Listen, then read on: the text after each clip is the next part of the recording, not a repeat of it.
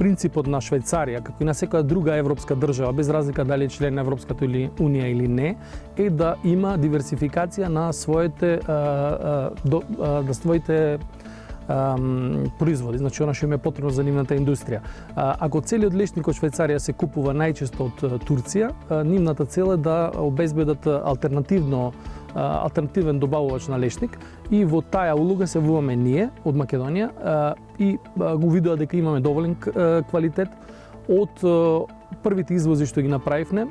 Увидува после направените анализи дека македонскиот лешник има врвен квалитет, голема масленост, добар сооднос на јатка и лешник, квалитетот е врвен. Ние дополнително ги имаме сите сертификации кои што се потребни за таков еден извоз и едноставно тие решија дека со нашата компанија може да соработуваат и дека Македонија представува еден потенцијал за алтернативен пазар на она што значи Турција.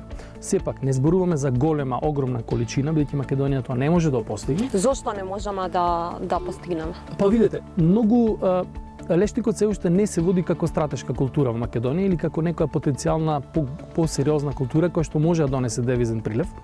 Од друга страна, ние како лешникари сметаме дека постои потенцијал. Исто така тоа го сметат и нашите партнери од Швајцарија, кои што за таа цел дури ни издадоа и letter of intent, со кое тоа е писмо за намери во кое што ни кажуваат дека доколку успееме да го зголемиме производството за 10-кратно, тие се спремни да го откупат целото тоа производство.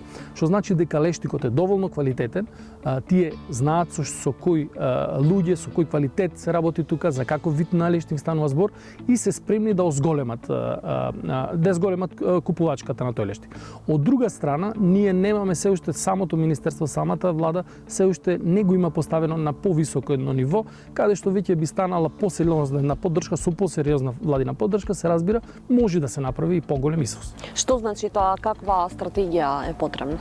Па видете, во Македонија имаат голем број на лешникари кои што ги засадиле насадите, но не ги одгледуваат затоа што им станало во меѓувреме немаат бенефит од тоа или заминале во странство или така натака, но сепак поднесуваат за субвенции.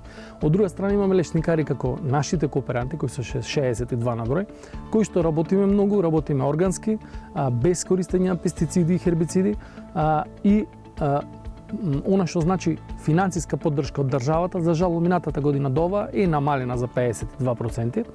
После реакција во нашата страна министерството се увиди дека постои направена е грешка, дека постои делумен капацитет и малку е поправена таа, да ја речем, неправда кон лешникарите, но се надеваме дека оваа година ќе е комплетно исправена неправдата кон нас што беше направена и дека ќе се зголемат на најмалку на она што беа до пред година дена.